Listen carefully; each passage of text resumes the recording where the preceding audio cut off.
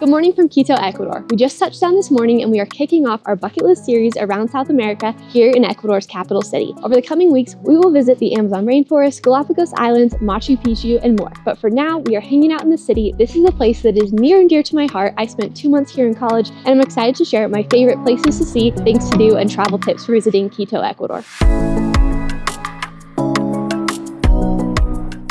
If you're new here, hi, we're Jay and Nina. We're a travel couple exploring the best adventures at home and around the world. To catch you up to speed, we got into Quito at 3 a.m. before crashing in an airport lounge until 6 when we caught a ride to our Airbnb this morning. After dropping our bags, we went to check out one of Nina's favorite breakfast spots. Wasting no time. I definitely have to get one of these. Pick a really yummy one. Oh, that looks so good. And then one of these guys. It's like the smallest one. It's like twice the size.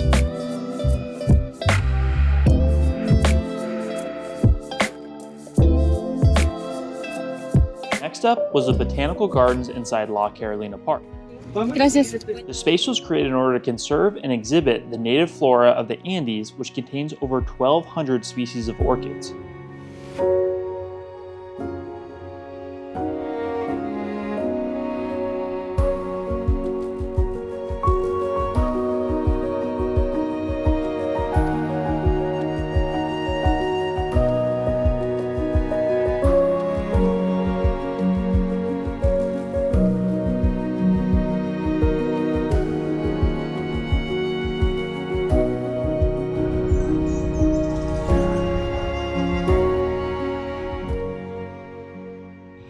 Tough to be the king of the jungle, you know?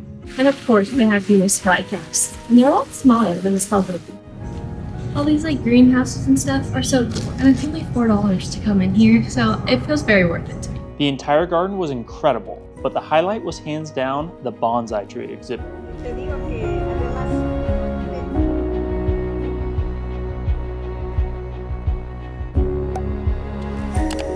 We're trying to pick our favorite bonsai trees. That one, Blue Pot, is a contender for me, but it's not the winner. What's so special about that one? I like the pot. Has nothing to do with the tree. Like when I think bonsai tree, I think that one. It even had a gym and a playground inside of it.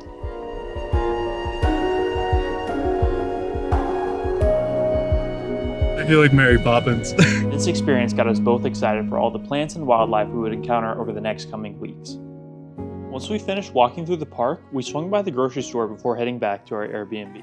Welcome to room review number 1 of 15. Over the next few weeks, as we're traveling around Ecuador and Peru, we'll be switching accommodations almost every other night, and we're taking you along for the ride. Starting here with our $28 Airbnb in Quito, Ecuador. When you enter, you have a kitchenette and a bathroom, and then right behind me, we have our bed. It's pretty small, but comfy, and the showstopper of the room is this view. Right over the buildings, you can see La Carolina Park. You can even see a few people playing soccer over there. We have pretty good storage for being a studio apartment, and the best part of this whole place is all the amenities in this apartment complex. There's a rooftop pool, sauna, and jacuzzi, and then downstairs there's some co-working spaces and laundry room, which is awesome. So overall, kicking our trip off with a strong start here in this first accommodation. Something about Ecuador is Uber Eats is really affordable. The delivery fees are anywhere from like 80 cents to $3 for the really expensive spots. Tonight, we have American Deli. Again, we're really getting into the culture here. 2 chicken bowls for $10 and then an 80-cent delivery fee. So that's what we went with tonight. We have a very small cheese fries. Here's a chicken bowl. Got some chips in there.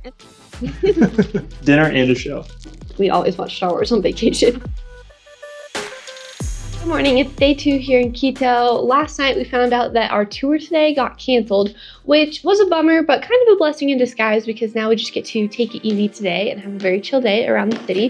And we thought that with our breakfast this morning, we would share some travel tips for visiting Ecuador and Quito specifically. First off, let's start off with safety because that's definitely the most common question we get. Similar to any big city like LA or Paris or Rome, there are good parts of the city and there are not so good parts of the city, and pickpocketing is a problem. And so wear your backpacks on the front. Don't be flashy with passports, iPhones, cameras. Something else you'll notice too, traveling around the city of Quito, is that there is security everywhere. There's going to be guards stationed out front of pretty much every single store and hotel. And the last thing on safety is just be wise what time you're going out and about. We definitely prioritize choosing a place to stay that was in a good location. And so we're around the La Carolina Park. I'll leave the link in the description to this Airbnb if anyone's just interested to book this one exactly or see the area. And even still, even though we're in a good area, we are trying to be back by 7, 8 p.m. each night. And so a lot of people like to book places where they can either make their own meals at night or places that have restaurants on property, like a hostel or a hotel, so that you don't have to go out at night when it's dark and a little less safe.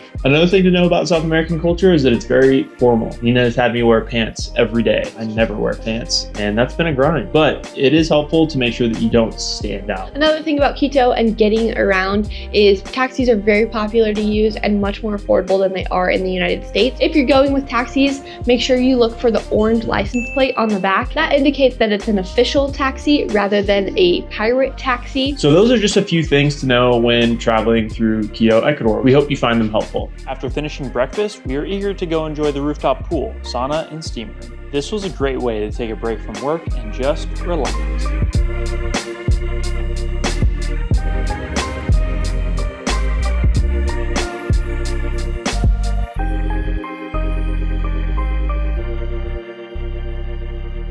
Later that day, Nina wanted to take me to see the TelefériQo. This gondola turns out to be one of the highest aerial lifts in the world, rising from 10,000 feet to just shy of 13,000. For reference, the famous aerial tram in our hometown of Jackson Hole drops you off where you get on the TelefériQo here. The ride up takes about 20 minutes, and at the top you can expect to find some epic viewpoints, shops, and cafes.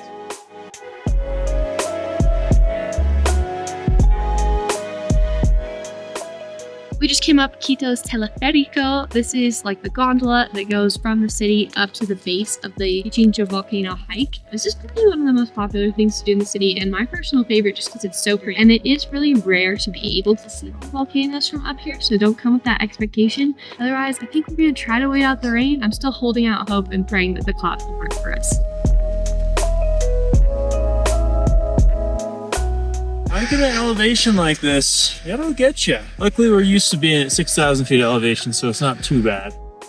As we got here, we knew there was a chance of rain, but just as we started to hike to the best lookout, it started pouring. It's really raining. We gotta get under some covering. Oh, it's really raining. If it stops raining, everyone else will be gone and we'll have it to ourselves. Con is if it doesn't stop raining before sunset, we just paid $18 to come up here. You get soaked. I think we're debating going back to the coffee shop and getting warm with everyone else. I'm still holding out hope the rain will stop before sunset and we'll get at least a nice 30 minutes up here, but it's not looking promising. Come on, Lade. Oh, go, go, go, go. You see that white snow cap? Looks like a cloud, but I'm pretty sure that's Cayambe volcano. This is getting good. If the swings aren't busy, this can also be a fun place to take some pictures and videos as well as enjoy the view.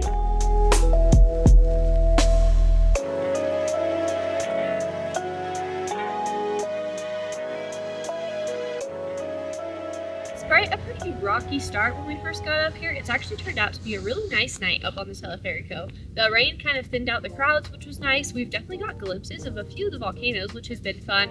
And of course, there's a beautiful sunset going on, so highly recommend coming up here at night.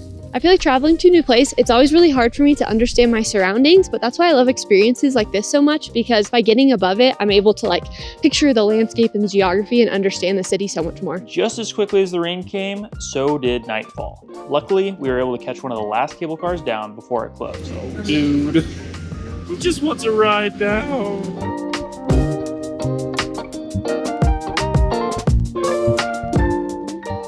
It's 7:20. We just got back from TelefériQo. We didn't die, even though we had to stand outside in the dark for 9 minutes waiting for our Uber driver. And I thought we might die, but there's no way we're going outside again in the darkness. So we're gonna Uber Eats. It has the delivery fee here, 89 cents. Just debriefed and decided we wanted something healthy. So naturally, I'm scrolling McDonald's. Nutritious and delicious. I saw a big billboard for the McPollo, and I was sold. So we got our first Ecuadorian fast food. This is Pollo Campero. This is supposed to be like a Raising Cane's dupe, and we love canes. So we're gonna give it a try. These are tiny little orders. First taste test is french fries. They taste like french fries that have been in the car for 20 minutes. The mustard sauce is good. This sandwich looks Normal size. normal size. This is good. Yeah, that's good.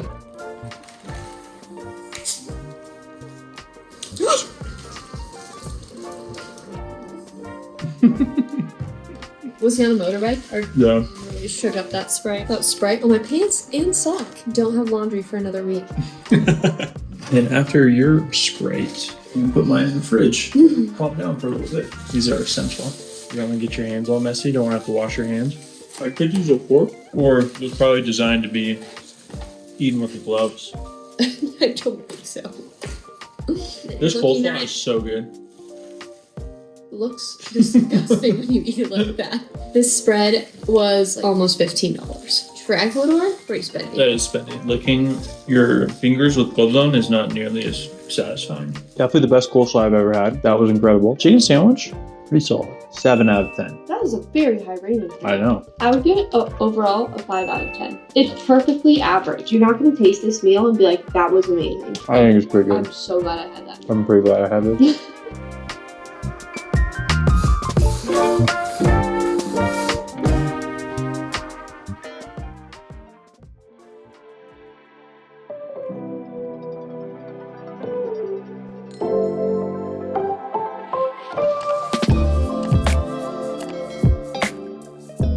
Coffees are so cute. Ecuador is known for their coffees.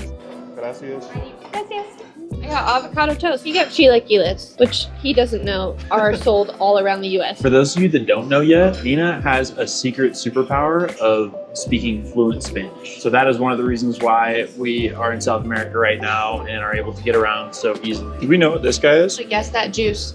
Something traditional in Ecuador is to get like a fresh fruit juice of the day with breakfast or with your lunch, but you never know what juice it's going to be.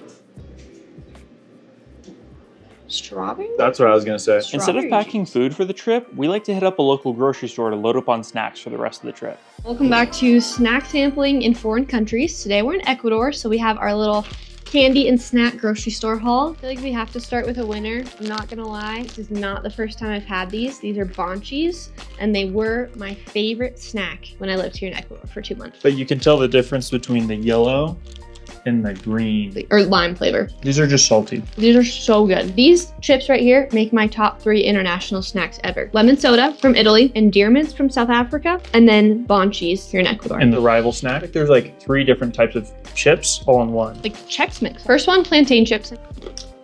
Same thing without the salt. Not a ton of flavor. Chip. Potato chip. Good crunch. Yeah, not super flavorful though. A little bacon thing.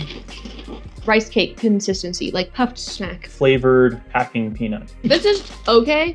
You don't need to buy it though. Quantity over quality for sure. All right, let's get a drink. Manzana. Yeah, it's very red. Apple juice with carbonation. Chemicals with carbonation. A carbonated otter pop. There you go. I'm really excited for this. All of these have like their health ratings on the back. Nothing that we got scores good. Juice box. Oh, satisfying every time. It's exactly what you'd expect. Mango nectar juice box. Cheaper. Underrated cereal. It's just Frosted Flakes, but in Spanish they're called sucaritas. Tastes exactly the same. Candy time. I chose Amoras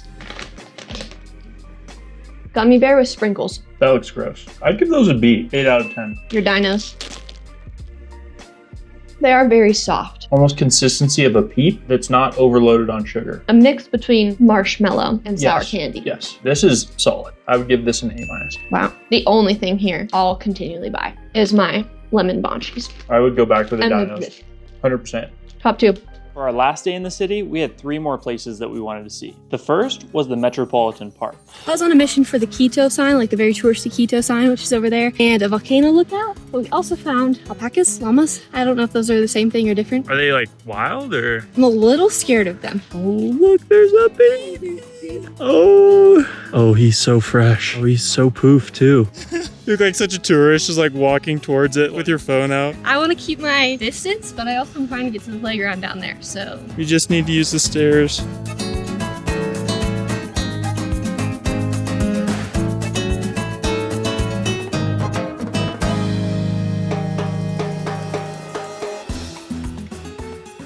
Up next, we are headed to the historical center of Quito to see the largest basilica in the Americas.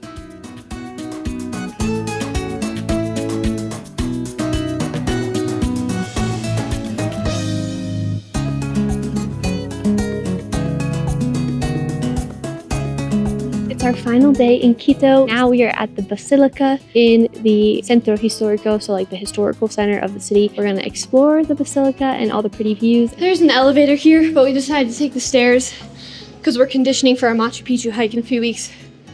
But it's pretty tiring. We're on floor 10. We got 16 to go. We're getting there. Gonna have to get to that side somehow though. We're going. Still going. This feels so rickety. We'll see the clock from the other side. I just feel like this is a movie scene where someone like tumbles over the edge. So we're up on the Basilica right now. Behind me, you can see an Ecuador flag in the distance along with like a white tower. That's the Plaza Grande, I think it's called, the Grand Square. Next, you can see the Panecillo right behind me, which is like that angelic statue on the hill up there. Also not a good place to be at nighttime, but fun during the day. Yeah, pretty cool. I really like Basilica. If you're doing 2 things in Quito and only 2 things, go up TelefériQo and come to the Basilica. All right, so we came up here and that was fun to walk up all those stairs, but now we get to walk down to the main plaza area, back across, and go up a whole bunch of stairs on that side to go over there. So let's do it again. This might be more terrifying than walking downstairs in ski boots. Watch your head in.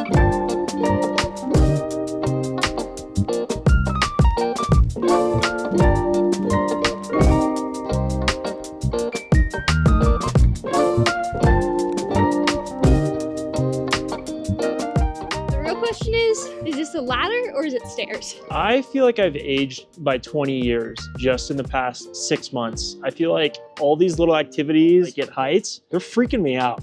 I'm getting so scared doing some of these things. The view's always worth it and I'm always glad that I did it. But man, my heart starts pumping and I'm like, I'd consider myself an adrenaline junkie, but man, this is pushing me.